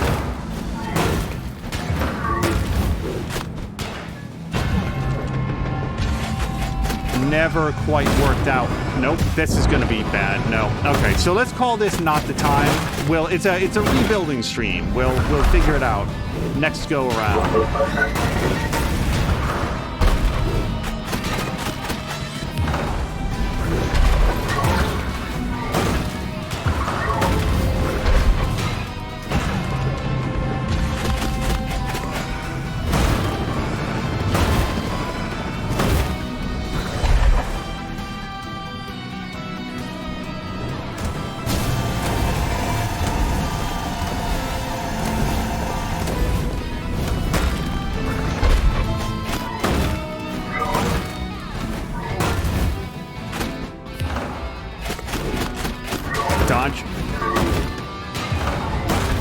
backhand.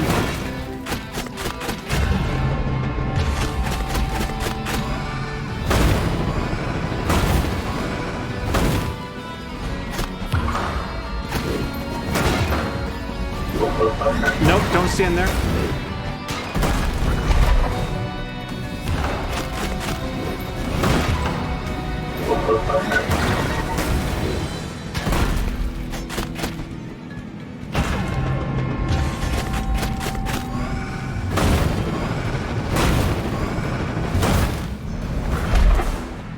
Still I try to hit him with the fire there, even though I have every reason to expect that he's gonna fly.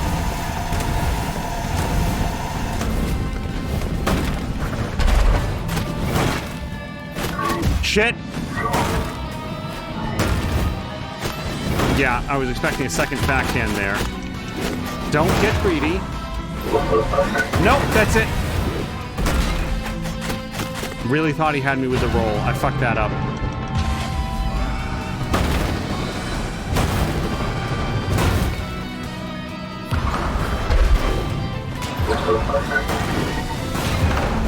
Don't. Why am I there?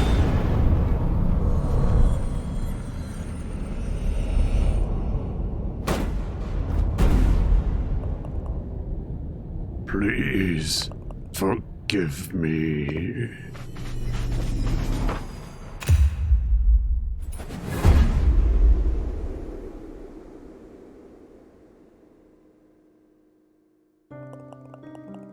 Today we mourn the passing of a being who shaped the very fabric of our world, the end of a lineage, the last Lord of Doors.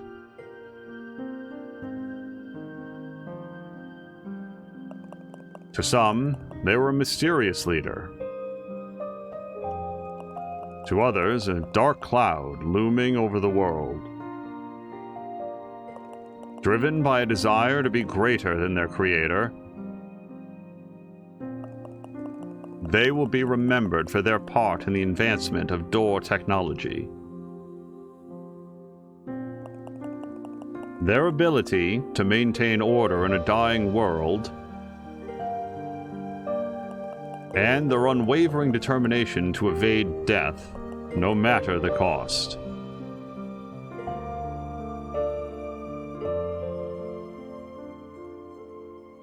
Sam Melander, thank you for the GG. Hello to Fox McCloud.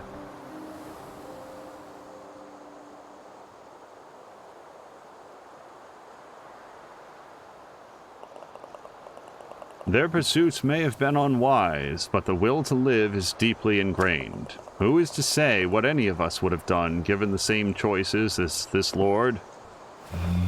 Bow your head in remembrance. Pay your last respects. Their time in this world is over.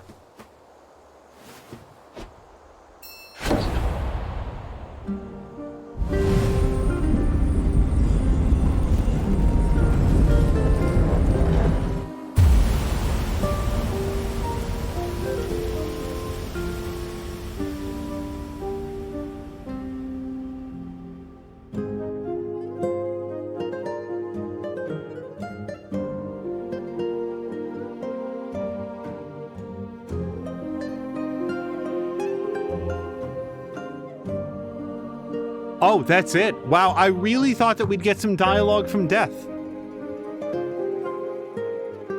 We'll see if we can discern anything here. It looks like they're just having a banquet there at the Shiny Silverman. I don't remember the name of the restaurant. Wherever it comes up, I want to get whoever was particularly the music composer. This game has a lot of great things to say about it, but I absolutely adored the music at all points of the whole game. The piano, the woodwinds, the electric guitar that came in at the end that just gave it like this very epic feeling to the final battle. Did I miss the composer? We'll see if they come up. So, I like the art direction. It's very simple, it's very clean, it communicates really well, but it also has this certain, like, beauty to it. It's not the most vibrant of games, as you can see here. The colors are a little bit muted, but that perfectly matches the tone of the game. And anything that it sacrifices in like high degree visual fidelity, it makes up for in like its visual communication.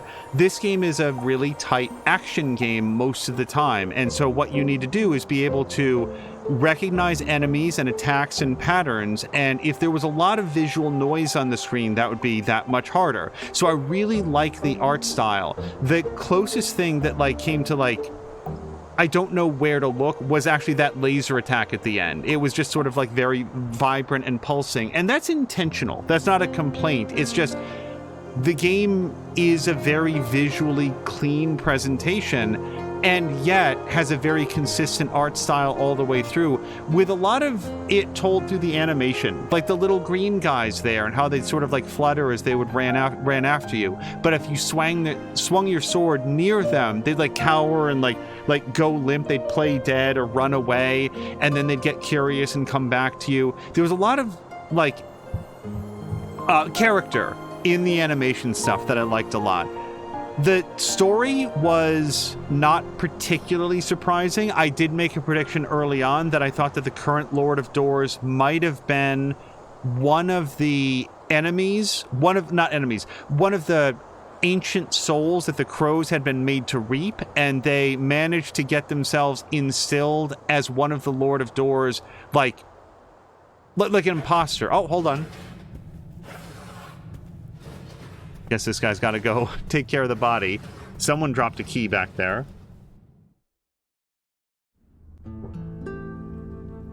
Well, I feel like it's irresponsible not to talk to people and not to go get that key that we saw on the floor. Before we do this, the combat feels great. The combat super feels great. It's ultra responsive. This is one of those games where if there was a heavy animation priority or input delay, you'd feel it. It would feel really bad. It would be very difficult to get around. When you press the button, the swing has happened instantaneously. It feels like Ninja Gaiden of all things. It just has this ultra quick response time on the dodge, on the attack. There's no jump, so you don't really have to worry very much about vertical movement, which I think is a wise design choice for the people that design the combat system. I feel like that would overly complicate this. Here it's move, roll, attack, and then you've got some magic in there. Oh, and the magic, so like maybe there is a way to do this, and I just didn't ever figure it out. Maybe it's right there and we'll look in the controls. But by having the magic on the D-pad, I felt like I could never move with the left thumbstick and then select magic with the left D-pad. So sometimes I'd be reaching over with my right thumb to hit it. I'm actually holding the controller while I'm doing it so that I can like look at it. And some of the hits that I took was when I was like just not moving because I was trying to change spells in the fly. I love the fact that you can do it. It would have been awesome if you could have used like the shoulder bumpers to change spells. And I'm just gonna look right now. Yeah, no, that is... Oh, I never even did the charge attack against that guy with the thing. Yeah, if the left and right shoulder bumpers had rotated clockwise and counterclockwise, that would have been really helpful to stay on the move while also changing spells. Just a thought.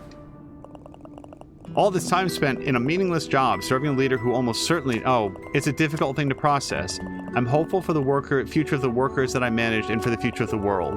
Also, although slightly anxious about what comes next. I don't know how much of that was his old dialogue.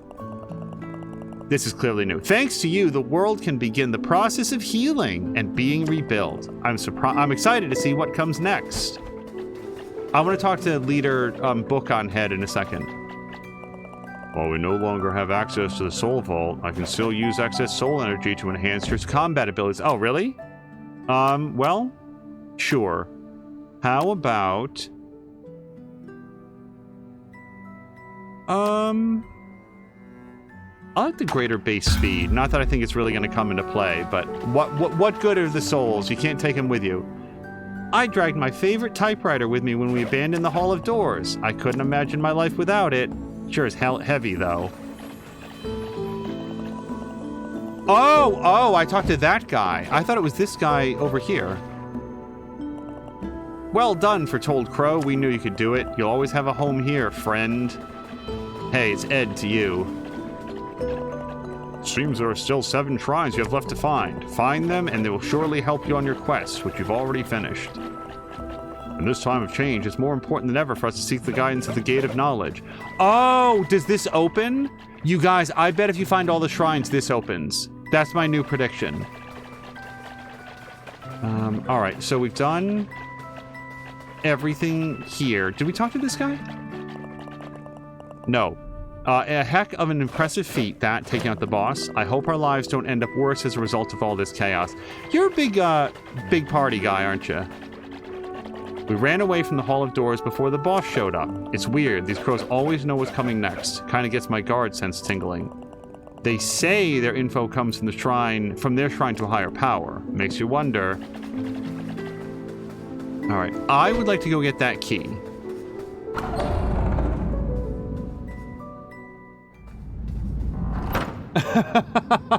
Sam Linder says, you know you're part of a story when your first name is Foretold and your last name is Hero. Now, interestingly, these are all marked red now. I would be a little surprised if that meant anything, because I feel like this is a game where you can go get all the shrines, given the fact that they just said we could do that. And here we have a rusty bell tower key. The Lord of Doors must have dropped it. Now, hold on, is that a collectible or does that open a bell tower?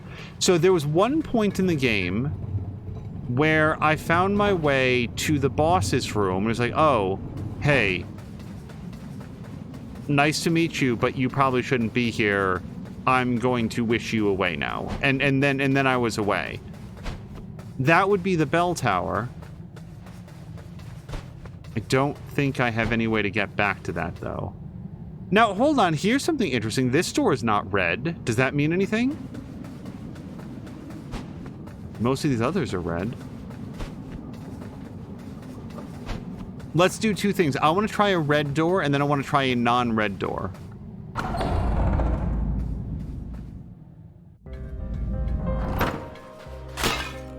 Okay, this seems pretty normal. Pretty much like we left it. Let's go back and try a non-red door.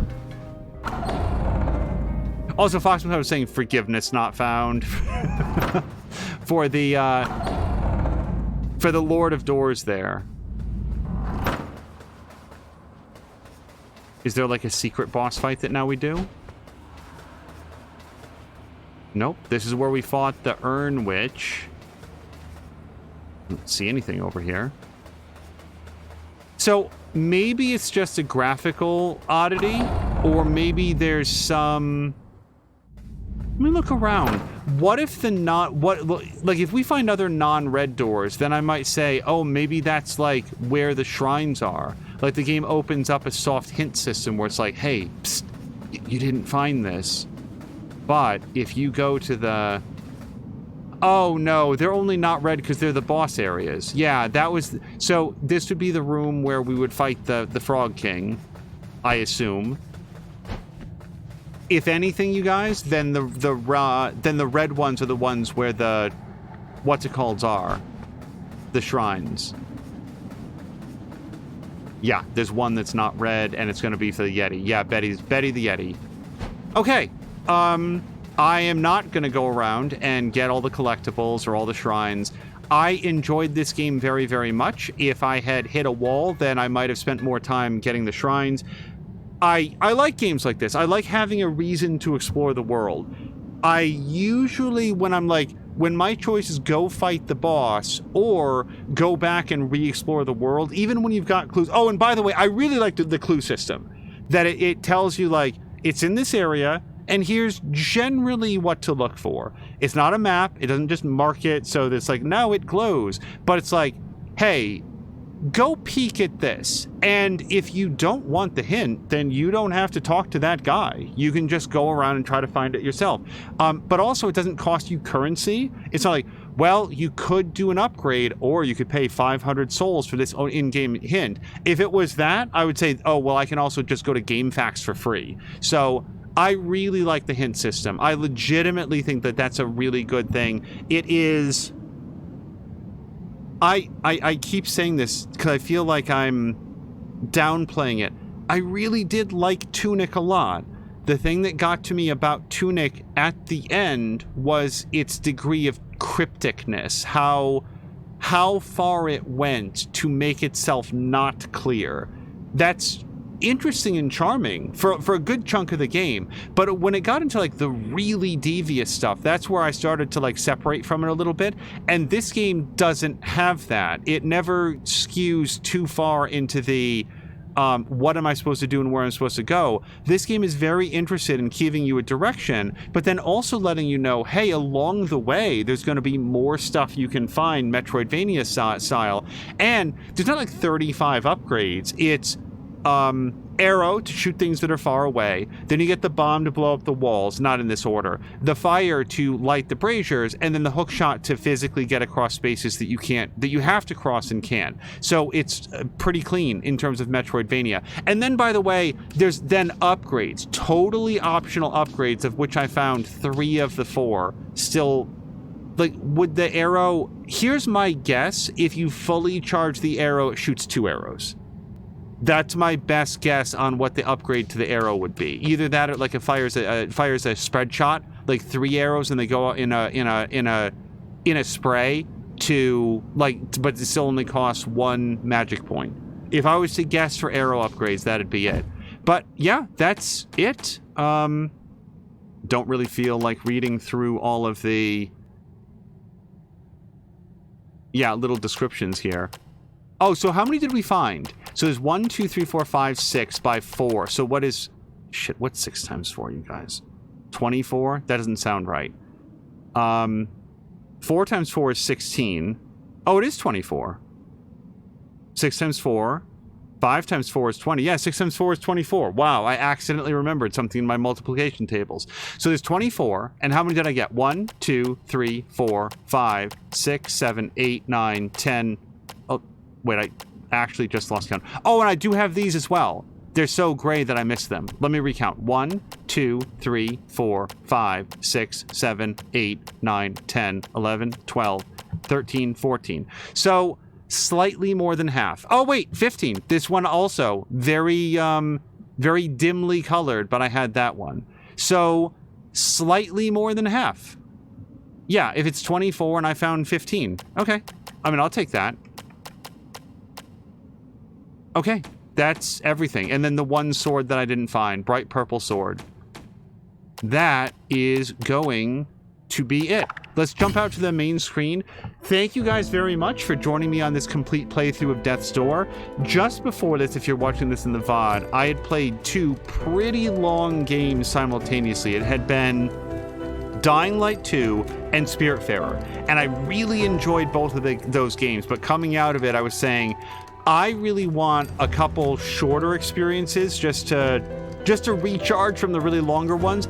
This was perfect. This was absolutely perfect. It reminded me of all the best parts that I liked about Tunic without like getting a little bit salty towards it at the end. And I did beat Tunic. Like I don't know, Tunic I have complicated feelings about because it's so good for so much of it. And then at the end I was just like, I was out to beat it just to prove that I could. And that I did. But yeah, no, this was a really great way to close out a pretty busy Thursday at work.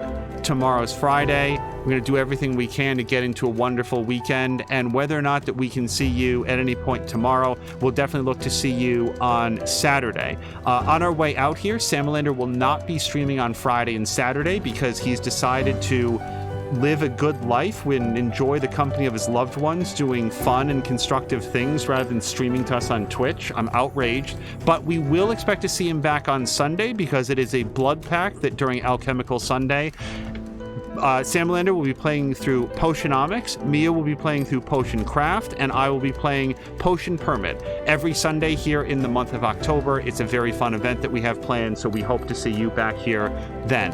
Until next time, you guys, thank you so much, and I hope you have a great day.